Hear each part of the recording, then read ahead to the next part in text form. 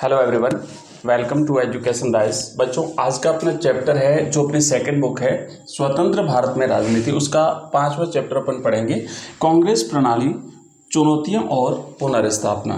तो इसमें हम क्या करेंगे कि सबसे पहले हम देखेंगे इसका जो सिलेबस है उसको देख लेते हैं और उसके बाद अपन एक एक करके इन सारी चीज़ों को पढ़ते हैं। तो हमारे सिलेबस में जो ये अध्याय है कांग्रेस प्रणाली जो है चुनौतियां और पुनर्स्थापना, इसमें सबसे पहले तो हमें पढ़ना है विस्तार से। हम इसके बाद इसमें जानेंगे राजनीतिक उत्तराधिकार की चुनौती। मतलब कांग्रेस शुरुआत में 1964 तक, जब तक नेहरू जी थे तब तक तो कोई परेशानी नहीं, लेकिन उसके बाद कांग्रेस पार्टी को एक प्रकार से राजनीतिक उत्तराधिकार की चुनौती कांग्रेस पार्टी के सामने जो है वो उत्पन्न हो गई। तो ये चीज़ हम देखेंगे। उसके बाद फिर हम देखेंगे चौथा आम चुनाव 1967, है ना। और ये जो चौथा आम चुनाव था इसे राजनीतिक भूकंप की संज्ञा भी दी जाती है। तो क्या चीज़ थी, क्या कारण था, क्या सब कुछ हम पढ़ेंगे। उसके बाद में फिर कांग्रेस का विभाजन हो जाता है, उसको भी देखेंगे। और 1971 का चुनाव और कांग्रेस का पुनर्स्थापन, ये चीज़ें हमें इस चैप्टर में पढ़नी है, जो कि अपना लेटेस्ट जो सिलेबस है उसमें केवल ये चीज़ें रखी गई है। ठीक है। अब यहाँ पे इंग्लिश में भी लिखा हुआ है, सिलेबस आपका देख लीजिएगा। यहाँ पे जानेंगे कांग्रेस प्रणाली। तो हम पहले देख लेते हैं कि कांग्रेस प्रणाली क्या है। तो हम सब जानते हैं कि देश जब 1947 में आज़ाद हुआ, 1947 में जब देश आज़ाद हुआ तो हमारे आज़ादी के साथ ही लोकतंत्र की स्थापना के प्रयास शुरू हो चुके थे कि भाई हम देश में लोकतंत्र स्थापित करेंगे। और लोकतंत्र स्थापित करने के लिए पहली ज़रूरत थी चुनाव कराना। तो हमारे जो पहले चुनाव हुए थे 1950 में, आपको याद होगा 1950 में हमारे यहाँ पे चुनाव आयोग का गठन किया गया था। तो इस चुनाव आयोग ने देश में पहले आम चुनाव करवाए थे। अक्टूबर 1951 से शुरू हुए थे। अक्टूबर 1951 से शुरू होकर के ये चुनाव जो है वो फरवरी 1952 तक चले थे। तो इसलिए इन्हें जो है हम प्रथम आम चुनाव 1952 भी कहते हैं। प्रथम आम चुनाव कब हुए थे, अगर प्रश्न बनता है कि प्रथम आम चुनाव कब हुए थे, तो इस तरीके से आपको आंसर वहाँ पे लिखना पड़ेगा 1952। और 1952 में चुनाव हुए, लोकतांत्रिक तरीके से हमारे देश की सरकार चुनी गई। लोकतांत्रिक तरीके से देश की सरकार जो है वो चुनी गई थी और इस तरीके से भारत एक लोकतांत्रिक देश बनता है।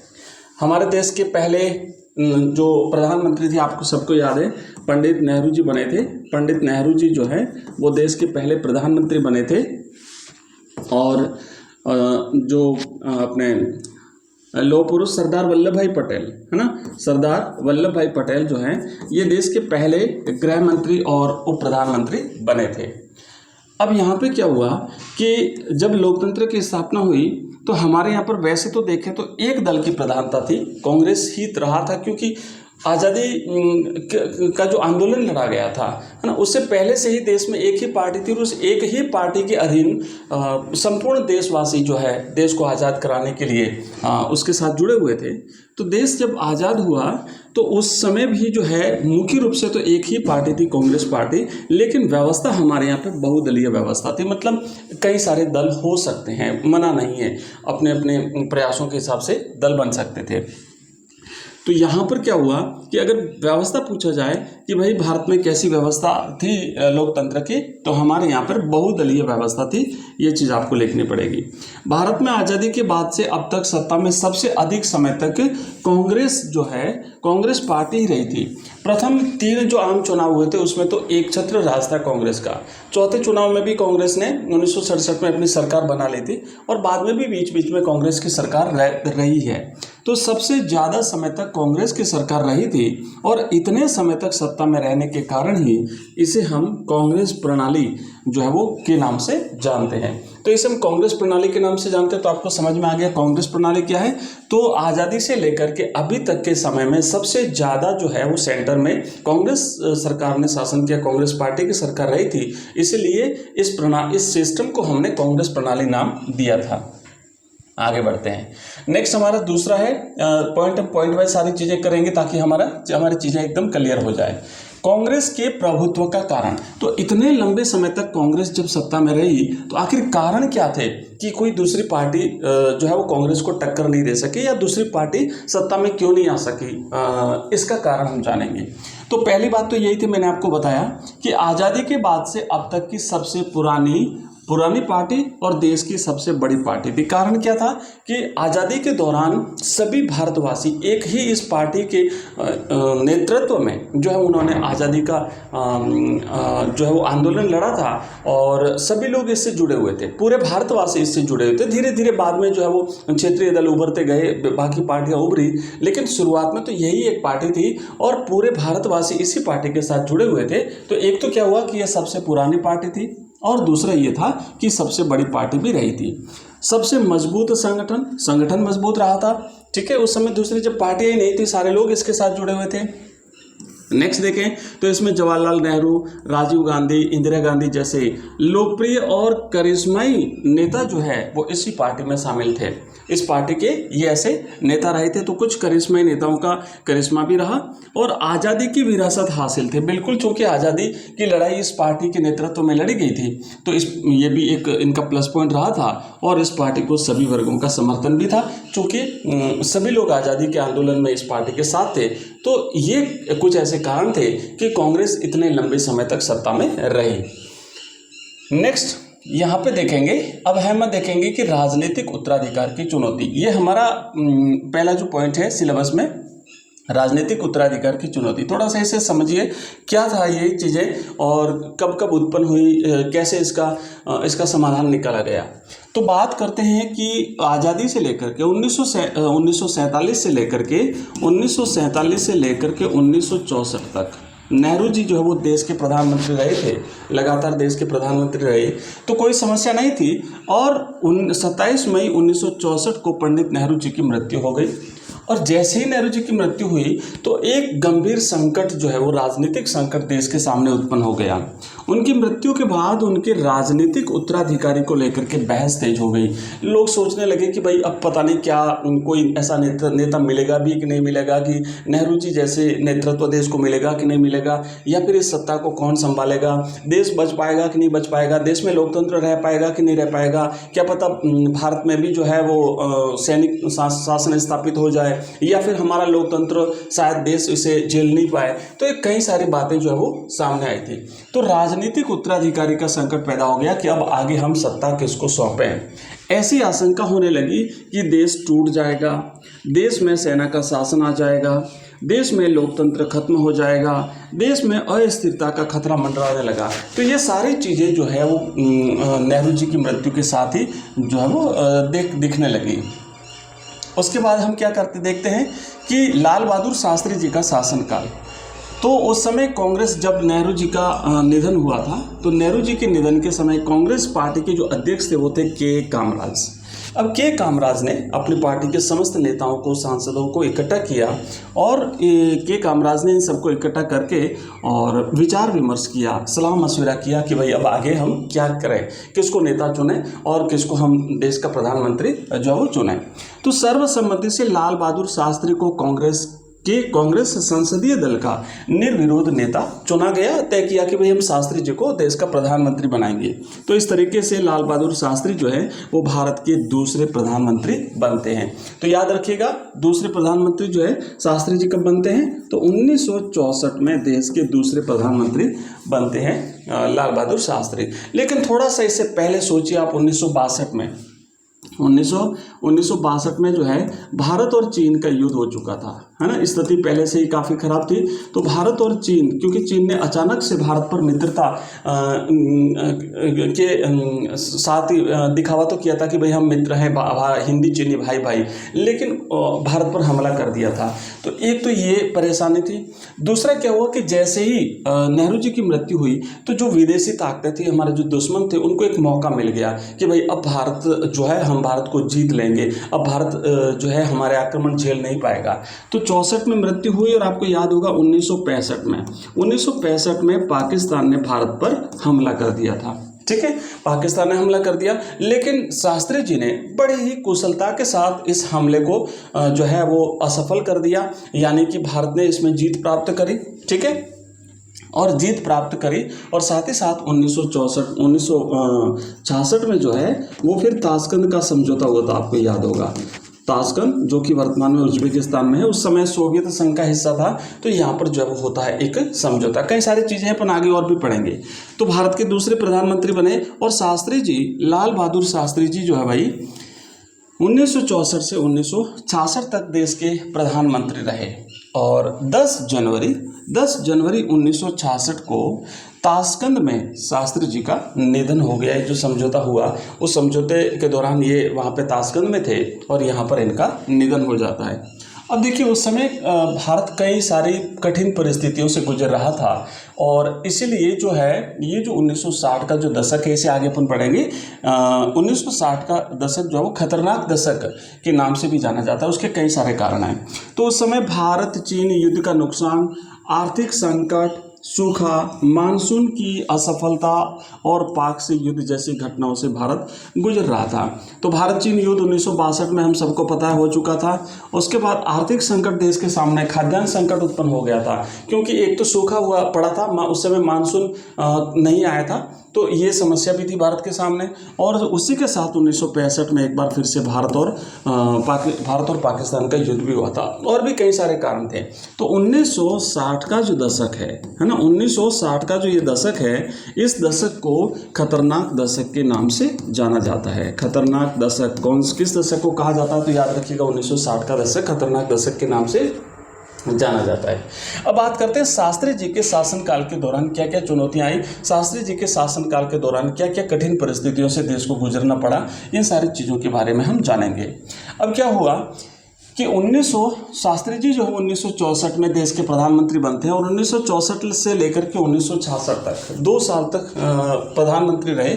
इस अवधि में देश ने 2 गंभीर चुनौतियों का सामना किया। पहली तो थी 1965 में भारत और पाकिस्तान का युद्ध।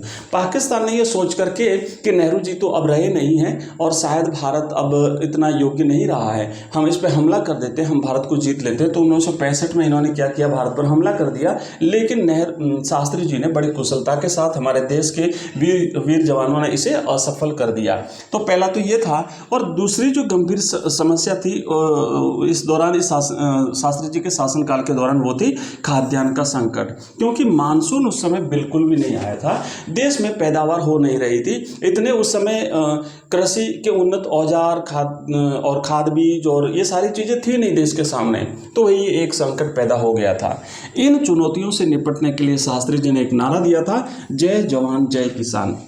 याद रखिएगा, क्योंकि युद्ध हुआ था तो जवानों को मोटिवेट करना था, है ना, जवानों को मोटिवेट करना था। तो इन्होंने जय जवान, और साथ ही साथ जब खाद्यान्न का संकट पैदा हुआ तो किसानों को मोटिवेट करना था ताकि और ज़्यादा अन्न उत्पन्न किया जाए, उन्हें सुविधाएं देनी थी, रियायतें देनी थी। तो उस समय फिर जो है इन्होंने किसानों को मोटिवेट करने के लिए फिर इन्होंने नारा दिया था, जय जवान और जय किसान। याद रखिएगा, ये नारा जो है वो इन्होंने दिया था। 1965 के युद्ध की समाप्ति के सिलसिले में 1966 में सोवियत संघ के ताशकंद, वर्तमान उज्बेकिस्तान की राजधानी है ताशकंद, उस समय उज्बेकिस्तान सोवियत संघ का हिस्सा था। तो यहाँ पर सोवियत संघ की मध्यस्थता में दोनों देशों के बीच में समझौता होना था। तो समझौते के लिए जो है भारत और पाकिस्तान के नेताओं को वहाँ पे बुलाया गया। तो भारत की तरफ से जो है वो शास्त्री जी वहाँ पे गए थे, ताशकंद में जो है वो समझौता करने गए थे और वहाँ पे समझौता हुआ भी था। ठीक है, तो 1966 में ताशकंद समझौता हुआ था। याद रखिएगा भाई आप लोग, 1966 में ताशकंद समझौता हुआ था। किस किस के बीच हुआ था? भारत और पाकिस्तान के बीच हुआ था। भारत की तरफ से इसमें कौन गया था? तो भारत की तरफ से भाई लाल बहादुर शास्त्री जी ने इसमें हिस्सा लिया था और पाकिस्तान की तरफ से इनके मोहम्मद अयूब खान ने हस्ताक्षर किए थे। तो इस तरीके से ये समझौता हुआ था संपन्न। शास्त्री जी की मृत्यु के बाद अब क्या हुआ था कि समझौते के बाद जो है वो 10 जनवरी, है ना, 10 जनवरी 1966 को इस समझौते के बाद शास्त्री जी का निधन हो जाता है। तो शास्त्री जी की मृत्यु के बाद कांग्रेस के सामने एक बार पुनः राजनीतिक उत्तराधिकारी का संकट पैदा हो गया। तो पहली बार कब उत्तराधिकार संकट पैदा हुआ था? याद रखना है, जब नेहरू जी की मृत्यु हो गई 1964 में, मई 27 मई 1964 में। और दूसरी बार जब शास्त्री जी का निधन हो गया तो एक बार फिर से कि भाई अब सत्ता हम किसको सौंपें। तो इस तरीके से कांग्रेस पार्टी के सामने एक राजनीतिक उत्तराधिकारी का संकट राजनीतिक उत्तराधिकारी का संकट जो है वो कांग्रेस के सामने पैदा हो गया। इस बार क्या हुआ कि इस बार जो है वो सीधा मुकाबला हुआ मोरारजी देसाई और इंदिरा गांधी के बीच में। और इंदिरा गांधी चूंकि उस समय इतनी परिपक्व नहीं थी, इतनी तेजस्वी जो है वो नहीं रही थी और इतनी लोकप्रिय भी नहीं थी, तो जो है वो मोरारजी देसाई इनके सामने खड़े होते हैं। और मोरारजी देसाई उस समय बम्बई प्रांत के मुख्यमंत्री रह चुके थे, है ना, बम्बई प्रांत के मुख्यमंत्री रह चुके थे। और बम्बई प्रांत जिसमें वर्तमान का जो महाराष्ट्र है, वर्तमान का महाराष्ट्र और गुजरात, ये मिल करके जो है वो बम्बई प्रांत कहलाता था। ठीक है, गुजरात और महाराष्ट्र, इन दोनों को सम्मिलित रूप से क्या कहते थे, इन दोनों को सम्मिलित रूप से बम्बई प्रांत कहते थे। तो यहाँ के मुख्यमंत्री रह चुके थे और मोरारजी देसाई और इंदिरा गांधी के बीच में मुकाबला हुआ और आखिरकार मोरारजी देसाई को हरा दिया गया, है ना, इंदिरा गांधी ने मोरारजी देसाई को हरा दिया गया। ठीक है भाई, तो इस तरीके से जो है वो ये चीज़ें रही थी। नेक्स्ट अब देखेंगे कि फिलहाल हमारे भारत में जो है राष्ट्रीय राजनीतिक दल कितने हैं। तो लेटेस्ट आप ध्यान दीजिएगा, हमारे यहाँ पे अभी फिलहाल जो है वो देश में 6 राजनीतिक दल हैं, 6 राष्ट्रीय राजनीतिक दल हैं। राजनीतिक दल तो खूब हैं, लेकिन जो नेशनल पार्टीज हैं वर्तमान में राष्ट्रीय दल जो हैं उनकी संख्या 6 हैं। इसमें एक तो है भारतीय राष्ट्रीय कांग्रेस, जिसे अपन कांग्रेस के नाम से जानते हैं। दूसरा है भारतीय जनता पार्टी, जिसे अपन बीजेपी के नाम से जानते हैं। तीसरा है बहुजन समाज पार्टी, जिसे अपन बसपा के नाम से जानते हैं। उसके बाद है भारतीय कम्युनिस्ट पार्टी मार्क्सवादी, है ना, सीपीएम जिसे अपन कहते हैं। फिर है नेशनल पीपुल्स पार्टी और आम आदमी पार्टी। तो ये 6 पार्टियां अभी अगर प्रश्न बनता है तो याद रखिएगा 6 राष्ट्रीय पार्टियां हैं। नेक्स्ट हमारा टॉपिक है, अगला जो हमारा पॉइंट है वो है कि इंदिरा गांधी के पीएम बनने के समय देश की समस्या, देश के सामने समस्याएं क्या क्या थी। तो अब हम क्या देखते हैं कि हमारे पहले प्रधानमंत्री नेहरू जी, उसके बाद नेहरू जी के बाद फिर बनते हैं शास्त्री जी, और शास्त्री जी की मृत्यु के बाद फिर देश की प्रधानमंत्री बनती है इंदिरा गांधी। और इंदिरा गांधी जी ने जो है वो मोरारजी देसाई को हरा करके देश की प्रधानमंत्री बनी थी। अब जब इंदिरा गांधी प्रधानमंत्री बनती है तो उस दौरान भी कई सारी चीज़ें थी कि कांग्रेस का जो सिंडिकेट था, सिंडिकेट मतलब जो युवा नेताओं का एक संघ था, तो उन्होंने क्या किया कि इंदिरा गांधी को सपोर्ट करना ज़्यादा उचित समझा, अपने लिए लाभदायक समझा था।